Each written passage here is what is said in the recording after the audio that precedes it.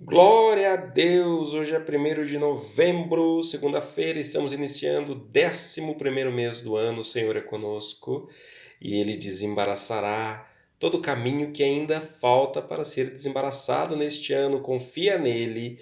E o tema da mensagem de hoje, o erro primário do profeta Jonas. Uma das mais conhecidas narrativas do Velho Testamento, com certeza, é do profeta Jonas. Vamos ao erro primário do profeta. Lemos a missão que Deus lhe deu. Veio a palavra do Senhor a Jonas, filho de Amitai, dizendo: Dispõe-te, vai à grande cidade de Nínive e clama contra ela, porque a sua malícia subiu até mim. Jonas, capítulo 1, verso 1 e 2. A missão que Deus deu ao profeta Jonas não era das mais fáceis, devemos reconhecer. Ele deveria ir a uma terra inimiga do povo de Israel, dizer que a malícia da cidade havia chegado a níveis insuportáveis e por isso Deus traria juízo à grande cidade de Nínive. Parecia uma roubada, porém Deus não coloca ninguém em roubada. Bastava Jonas confiar que Deus lhe guardaria nessa missão. Bem, Jonas ouviu a ordem de Deus e tomou a seguinte decisão, vejamos. Jonas se dispôs, mas para fugir da presença do Senhor, para Tarsis, e tendo descido a Jope, achou um navio que ia para Tarsis, pagou, pois, a sua passagem, e embarcou nele, para ir com eles para Tarsis, para longe da presença do Senhor. Jonas, capítulo 1, verso 3. Jonas não gostou da missão que Deus lhe havia dado. E por isso, em vez de ir para Nínive, ele pegou um navio para o local mais longe possível, que era para Tarsis, que ficava a 4.000 quilômetros de distância. Ou seja, ele foi para o local mais longe possível. E a narrativa é clara em dizer que Jonas fez isso para poder ficar longe da presença do Senhor. E é justamente aí que está o erro primário de Jonas. Jonas facultou a Deus uma qualidade humana. Pois fugir de alguém que está limitado como a nós, ao lugar e espaço, é possível, mas fugir do Deus Todo-Poderoso, que é onisciente, onipotente, onipresente, é impossível. No livro de Jeremias, lemos sobre a impossibilidade de se esconder de Deus. Vejamos: acaso sou Deus apenas de perto, diz o Senhor, e não também de longe? Ocultar-se-ia alguém em esconderijos de modo que eu não veja, diz o Senhor. Porventura, não encho eu os céus e a terra? Diz o Senhor. Jeremias capítulo 23, verso 23 e 24. Glória a Deus. Jonas, mesmo sendo um profeta do Senhor, Deus cometeu esse erro primário, imaginando que podia se esconder da presença de Deus. No navio, Jonas aparentemente não queria ver a cara de ninguém.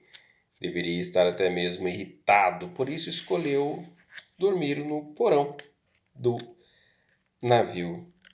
Jonas estava indo para Tarsis, dormindo profundamente no porão do navio. Provavelmente Deus iria escolher outro para a missão.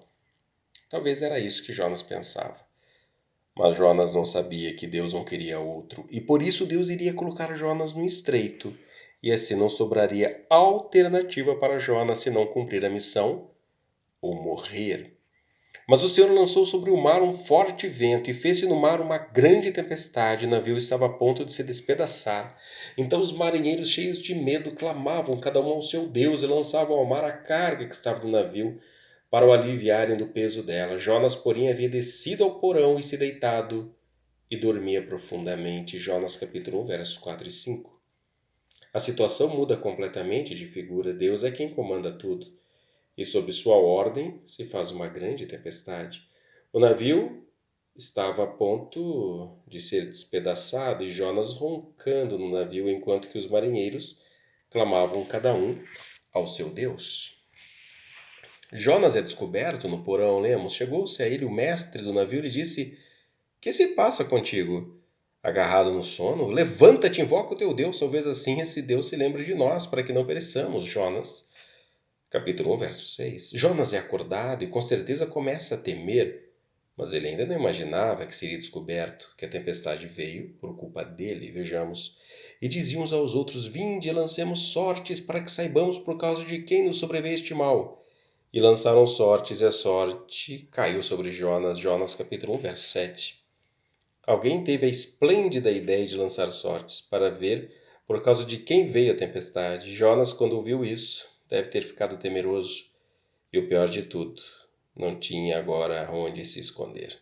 A sorte foi lançada e bingo! A sorte caiu sobre Jonas. Talvez Jonas por dentro estivesse dizendo, como a hiena Hard de um antigo desenho animado: ó dia, ó azar. Que situação para Jonas! Sua fuga se mostrou completamente um desastre. Seu desejo de se manter no anonimato caiu por terra. Ele não conseguiu se esconder de Deus e Deus também fez com que ele não conseguisse se esconder dos homens. Então só resta Jonas confessar o que havia acontecido para aqueles homens que serviam a vários deuses. Vejamos. Ele lhes respondeu: sou hebreu. Temo ao Senhor, o Deus do céu, que fez o mar e a terra. Então os homens ficaram possuídos de grande temor e lhe disseram: que é isso que fizeste? Pois sabiam os homens que ele fugia da presença do Senhor, porque ele o havia declarado. Jonas capítulo 1, verso 9 e 10. Os marinheiros, que nem sequer conheciam Deus verdadeiro, deram uma grande lição em Jonas. Eles, quando souberam da história, ficaram atemorizados e repreenderam a Jonas, dizendo: que fizeste? Aqueles homens entenderam o absurdo da postura de Jonas, se mostrando assim mais sensatos que o próprio profeta. Jonas, em meio a toda essa situação, toma uma atitude corajosa, pede que seja lançado ao mar. Era a única saída. Aqui temos que admitir que Jonas foi extremamente corajoso. Isso mostra que Deus não chamou à toa. Jonas tinha valor. Valor este que o próprio Jonas tentou esconder, mas Deus o colocou numa situação sem saída para que ele cumprisse sua missão. E levantaram a Jonas e o lançaram ao mar, e cessou o mar da sua fúria. Jonas capítulo 1, verso 16. Parecia o fim de Jonas, mas era apenas o início. Deus colocou Jonas no estreito. Mas esse estreito não era para destruí-lo, mas dar-lhe uma grande lição. Lição esta que serve para todos nós. Não adianta querer fugir de Deus. Cedo ou tarde, Deus te colocará no estreito, que você ficará sem saída. O melhor é sempre estar se sujeitando ao Senhor Jesus. O curioso é que nessa situação toda, aqueles marinheiros já não clamavam cada um ao seu Deus, pois viram que ao jogarem Jonas no mar, a tempestade havia cessado, dessa forma mostrando que o Deus de Jonas era o Deus único, Criador dos céus e da terra, lemos. Temeram, pois, estes homens em extremo ao Senhor. Eles ofereceram sacrifícios ao Senhor e fizeram votos. Jonas, capítulo 1, verso 16. A fuga de Jonas, por fim, levou marinheiros à conversão. Isso é algo bem curioso e interessante. Deus agiu de forma que seu nome fosse conhecido, mesmo que o meio para isso tenha sido a desobediência de Jonas. Deparou o Senhor um grande peixe para que tragasse a Jonas, e esteve Jonas 3 dias e 3 noites no ventre do peixe. Jonas capítulo 1, verso 17. Ali no ventre do peixe não havia mais saída para Jonas. Ele pede misericórdia e Deus concede o perdão a Jonas, e o peixe vomita Jonas e ele irá pregar em Nínive. Deus não queria colocar outro, a missão era de Jonas. Essa é uma história fantástica e maravilhosa e fica a grande lição para nós. Não adianta querer fugir de Deus. Cedo ou tarde ele nos coloca no estreito. Cumpramos com alegria a missão que Deus nos deu, ou o estreito virá. Vamos orar, Deus Pai querido e amado, em nome do Senhor e Salvador Jesus Cristo, e fortalecido pelo Espírito Santo eu oro. Deus Pai, Tu és tremendo e ninguém pode impedir Teus projetos. Obrigado pelo Teu amor e que possamos ver em Tua chamada não uma roubada, mas sim um grande privilégio de ter sido escolhido e chamado por Ti. Que se cumpra os Teus planos no viver de todos os que Te buscam.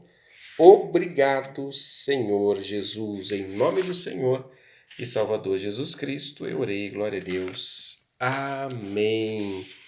Louvado seja o nome do Senhor por essa palavra. O erro primário de Jonas foi pensar que podia fugir da presença de Deus. E para que fugir de Deus? Ele é o nosso Senhor. Ele não coloca ninguém em roubada.